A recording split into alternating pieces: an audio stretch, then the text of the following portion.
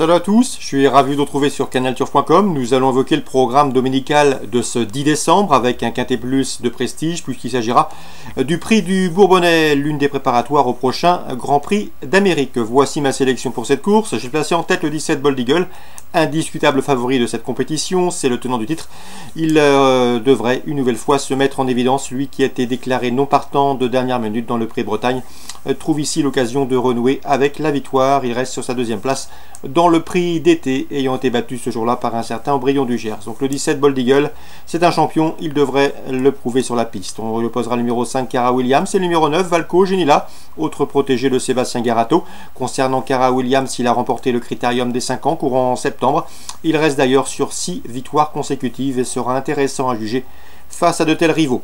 Le 9 Valco Genila a remporté le Prix Bretagne, il est au mieux, il devrait une nouvelle fois jouer les premiers rôles, d'autant que c'est un cheval extrêmement maniable. Le 13 Lionel, deuxième en 2016, tentera de faire aussi bien cette année, il en a parfaitement les moyens. Le 16 Bird Parker a terminé 4e du Prix de Bretagne récemment, mais également 4e de cette course en dernier, lui aussi doit figurer parmi les choix prioritaires.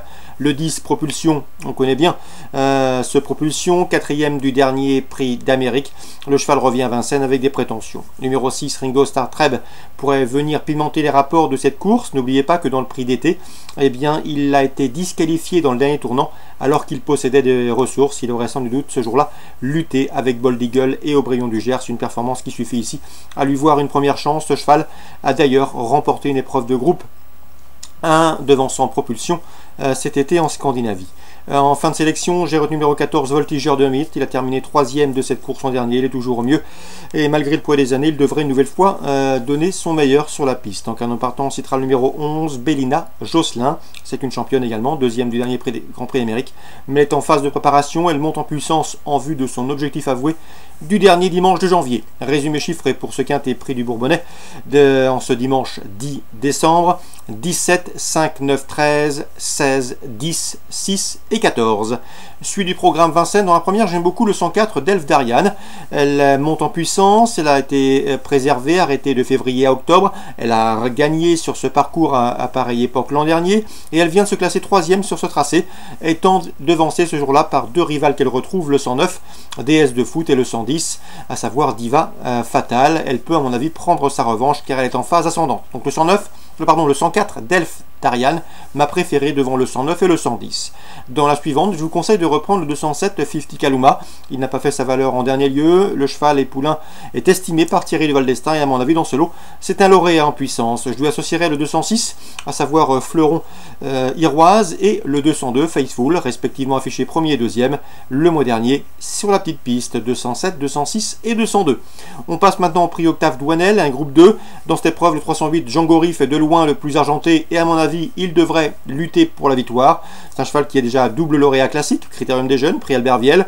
Sachez également qu'il a bien fini dernièrement dans le prix Marcel Laurent. Il sera pieds nus et à mon avis l'opposition est largement dans ses cordes. Le 308 Django Riff, candidat au succès.